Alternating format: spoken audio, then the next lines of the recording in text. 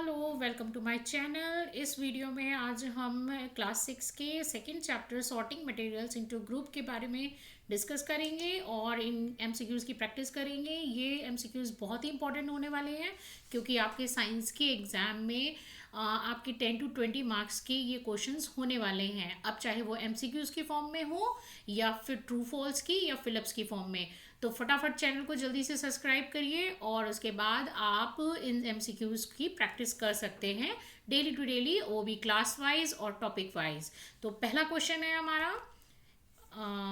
Yes, first question is why do we need to group materials. देखो, हमको इसमें पूछ रहे क्वेश्चन में कि हमको मटेरियल्स की एक ग्रुप बनाने की ज़रूरत क्यों होती है। राइट, आप कमरे में अपने जाते हैं, आप अपने रूम में गए हो, वहाँ पे डिफरेंट डिफरेंट तरीके की चीज़ें हैं, कुछ वुडन है, कुछ प्लास्टिक की है, और अगर आपको कोई कहता है कि चलो इनको अरेंज करो, तो ये होता है grouping of materials. Right, so यहाँ पे फर्स्ट ऑप्शन है to increase their weight, to make study easy, to reduce their size, to change their properties। so यहाँ पे क्या होना चाहिए answer? Yes, answer is B. अगर हम सब चीज़ों को कैटेगराइज कर लेते हैं, ग्रुप में रख लेते हैं, तो उनकी स्टडी इजी हो जाती है। मतलब अगर आपने वुडन चीज़ें एक साथ रख ली हैं तो उनमें से कौन बड़ा है, कौन छोटा है, कौन सा यूज़फुल है, कौन सा नहीं है। प्लास्टिक की चीज़ें एक साथ रखी हैं तो हम इसलिए ग्रुपिंग करते हैं। सो एक्सप्लेनेशन है, grouping help us to study and understand materials easily, जिससे कि हमको उनकी स्टडी और उनके समझने में ईजी हो जाता है। नेक्स्ट क्वेश्चन है, which of the following is not the basis of grouping material. इनमें से कौन सा ऐसा है जिनके बेसिस पे हम उनकी ग्रुपिंग, चीज़ों की ग्रुपिंग नहीं कर सकते। तो आंसर ऑप्शन है A appearance, B properties, C taste and D shape. Appearance मतलब वो दिखता कैसा है, बी उनकी क्वालिटी, उनकी कैरेक्टर कैसा है, उनकी प्रॉपर्टीज कैसी हैं, सी टेस्ट मतलब उनको टेस्ट करके, और डी शेप। तो इनमें से क्या आंसर होना चाहिए? यस, जल्दी से लॉक करिए। Yes, C test. Test is not generally use because it can be unsafe. आप हर चीज़ को टेस्ट कर करके नहीं देख सकते। नेक्स्ट है क्वेश्चन हमारा, which property is use to classify object as hard और soft. Which property is use to classify, right. तो यहाँ पे ए ऑप्शन ए है ट्रांसपेरेंसी, बी है हार्डनेस, सी है सॉलिबिलिटी एंड डी है फ्लोटिंग। पहले क्वेश्चन को समझिए, क्वेश्चन क्या बोल रहा है, which property is use to classify the object as a hard और सॉफ्ट। मतलब अगर कोई चीज़ हार्ड है या सॉफ्ट है तो हम उसको किस बेसिस पे देखते हैं? क्या वो ट्रांसपेरेंट होती है, या वो हार्डनेस के बेसिस पे, या सॉलिबिलिटी यानी कि वो पानी में या किसी भी लिक्विड में किस तरह से डिजॉल्व हो रही है, या वो फ्लोट कर रही है या नहीं। तो answer must be yes, hardness. तो answer is B, right answer. Hardness tells whether a material is hard और सॉफ्ट। आप किसी भी चीज़ को टच करके पता कर सकते हैं कौन सा मटेरियल हार्ड है और कौन सा सॉफ्ट है। ठीक है, ये ऐसे एमसीक्यूज की फॉर्म में दिया हुआ है, बट ये आपको ट्रू फॉल्स फिलअप्स किसी की भी फॉर्म में आ सकता है, तो इसको अच्छे से समझते हुए चलिए। नेक्स्ट क्वेश्चन है, object made of wood are usually. जो वुड के ऑब्जेक्ट्स होते हैं वो किससे बने होते हैं, कैसे होते हैं जो वुड से बने होते हैं? ए है ट्रांसपेरेंट, बी है हार्ड, सी है शाइनी एंड डी है सॉल्युबल। अच्छा बताइए, वुड के जो ऑब्जेक्ट्स होते हैं जो लकड़ी से बने हुए होते हैं, तो वो ट्रांसपेरेंट होते हैं? नहीं। शाइनी होते हैं? नहीं। एंड सॉल्युबल, पानी में या किसी लिक्विड में घुल जाते हैं? नहीं। तो क्या होना चाहिए आंसर? B, hard. तो एक्सप्लेनेशन है, wood is generally hard and opaque. Opaque मतलब जिसके आर पार कुछ भी नहीं देखा जा सकता। वहाँ पे ऑप्शन में क्या था? ट्रांसपेरेंट, बट आपको ट्रांसपेरेंट नहीं, वुड की कोई भी चीज़ ट्रांसपेरेंट नहीं होती, तो क्या होती है? Hard and OPEC.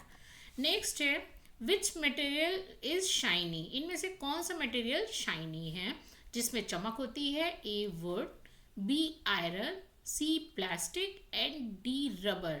तो अभी बहुत से लोग बोलेंगे कि यहाँ पे प्लास्टिक भी ऑप्शन होना चाहिए, प्लास्टिक भी चमकता है। नहीं, देखिए प्लास्टिक की नहीं है, यहाँ पे metal like iron have lustre. यहाँ पे शाइन ऐसे बोलते हैं कि जो चीज़ अपने आप में एक तरह से बिल्कुल चमक देती है उसको हम लोग लस्टर बोलते हैं और शाइनी सब्सटेंस बोलते हैं या ऑब्जेक्ट बोलते हैं। नेक्स्ट क्वेश्चन है which of the following is example of a material. इनमें से कौन सा मटेरियल का एग्जाम्पल है। ए है चेयर, बी है टेबल, सी है वुड एंड डी है डोर। बताइए इसमें से मटेरियल क्या होना चाहिए। भाई चेयर क्या है, मटेरियल है या ऑब्जेक्ट। टेबल क्या है, मटेरियल है या ऑब्जेक्ट। डोर क्या है, मटेरियल है या ऑब्जेक्ट। तो यहाँ पे आपके पास वुड है, वुड इज अ मटेरियल जिससे कि ये सारी चीज़ें बनती हैं। तो मटेरियल क्या है हुआ आपका use material wood. Yes, wood is a right answer. Wood is a material, other are the object made from the materials, right. So next question है which substance dissolve in water. इनमें से कौन सा substance पानी में dissolve हो जाता है यानी कि घुल जाता है। ऑप्शन ए है सैंड, बी है सॉल्ट, सी है चॉक पाउडर, डी है sawdust. So answer must B, आपको आंसर पता होगा। सैंड घुलती है नहीं ना, चॉक पाउडर डिजॉल्व होता है समहाउ लेकिन पूरा का पूरा नहीं होता, सॉडस्ट नहीं होती। सो answer is salt. So salt is soluble in water.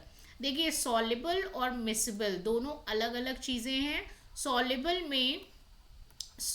में यहाँ पे जो सोल्यूट होता है यानी कि जो घुलने वाला पार्ट होता है वो सॉलिड होता है, राइट। और मिसिबल आपके पास ये भी टर्म्स आएंगे। मिसिबल में जो घुलने वाला पार्ट है वो भी लिक्विड होता है, राइट। लिक्विड में डिसॉल्व होगा तो उसे मिसिबल या इमिसिबल बोलेंगे। और सॉलिड जो अगर लिक्विड में हम डिसॉल्व कर रहे हैं या नहीं हो रहा है तो उसे सॉल्युबल और इनसॉल्युबल बोलेंगे, राइट।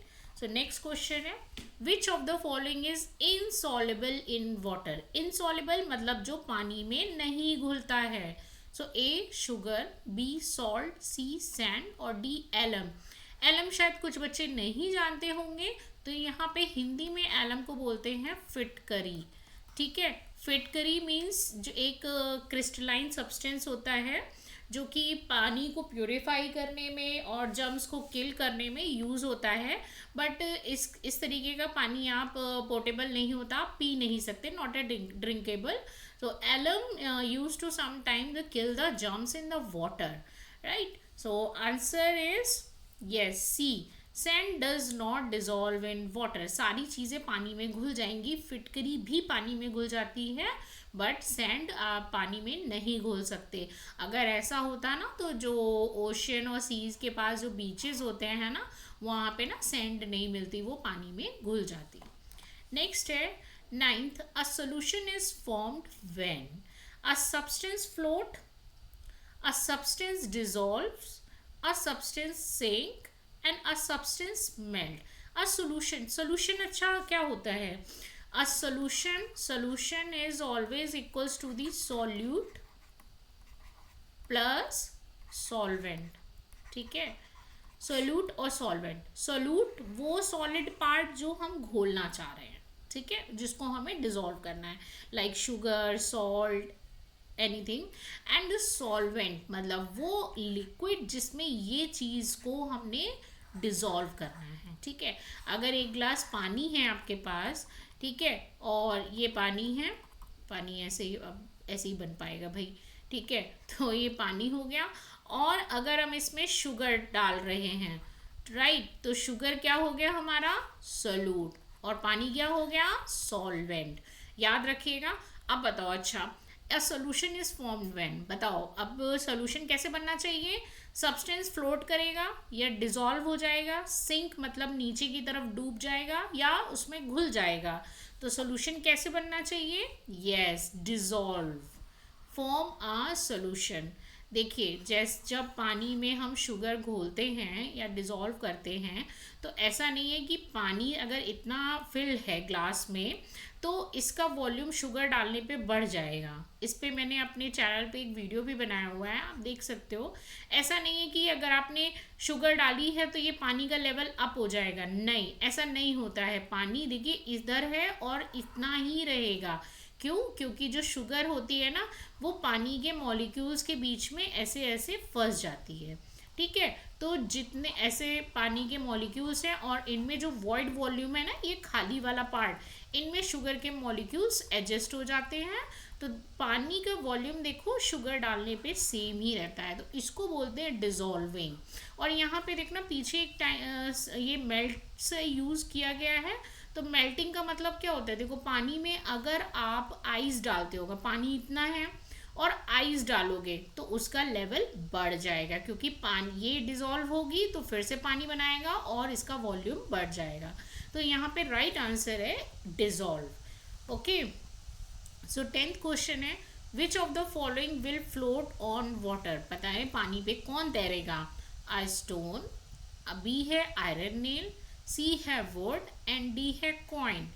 अच्छा, फ्लोट ऑन दी वाटर, पानी में कौन फ्लोट करता है? जो थोड़ा सा पोरस होता है, जिसमें कि छोटे छोटे वॉइड वॉल्यूम होते हैं, यानी कि खाली स्पेस होता है। ओके, सो यहाँ पे इन स्टोन नहीं, आयरन नेल मतलब लोहे की कील नहीं, कॉइन सिक्का डालेंगे आप तो भी नहीं, और यहाँ पे राइट आंसर आपका होगा सी वुड।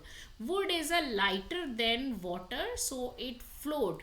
मैंने अभी बोला ना इसमें थोड़े थोड़े से वॉइड वॉल्यूम होते हैं, तो ये पानी से इसको और हल्का बना देता है।